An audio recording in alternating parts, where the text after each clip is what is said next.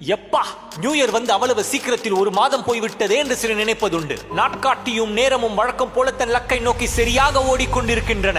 கிறிஸ்துவின் சீடராகிய நாம் எந்த லக்கை நோக்கி ஓடிக்கொண்டிருக்கிறோம்? வெற்றி கூட்டணி அமைக்க தலைவர்கள் பலவித கணக்குகளை போடுகிறார்கள். நம் பாவ கணக்கை செலுத்தி முடித்த இயேசுநாதரோடு எத்தனை பேர் கூட்டணி சேர ஆயத்தம்? இக்கூட்டணி நம்மை கோட்டை கல்ல பரலோகத்திற்கே கொண்டு செல்லும். வாலிபனே, தேர்தல் வரப்போகிறது. உங்கள் ஓட்டுரிமையை பெற்றுக் கொண்டீர்களா?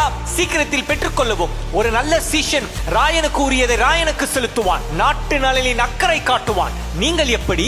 தை மாதம் மழை பெய்கிறது, கோடை காலத்தில் குளிர் காய்கிறது. இது காலநிலை மாற்றத்தின் அடையாளமாம். ஆனால் காலங்கள் மாறினாலும் என்று மாறாத ஒன்று உங்களிடம் இருப்பது உங்களுக்கு தெரியுமா?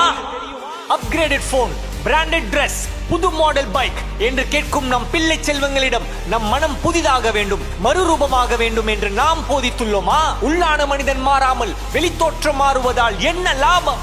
நன்கு படி, நல்ல மதிப்பெண் எடு, அப்பொழுதுதான் வாழ்க்கையில் உருப்படுவாய் என்று அறிவுரை சொல்லும் பெற்றோர் பிள்ளை அப்பத்தினால் அல்ல தேவ வசனத்தினாலேயே பிழைக்கிறான் என்று உண்மையை உறக்க சொல்ல மறப்பது ஏனோ? வாழ்க்கைக்கு வார்த்தையா அல்லது வார்த்தையே வாழ்க்கையாக வேண்டுமா? சிந்திப்பீர், செயல்படுவீர். மாரநாதா சீக்கிரம் வருகிறார்.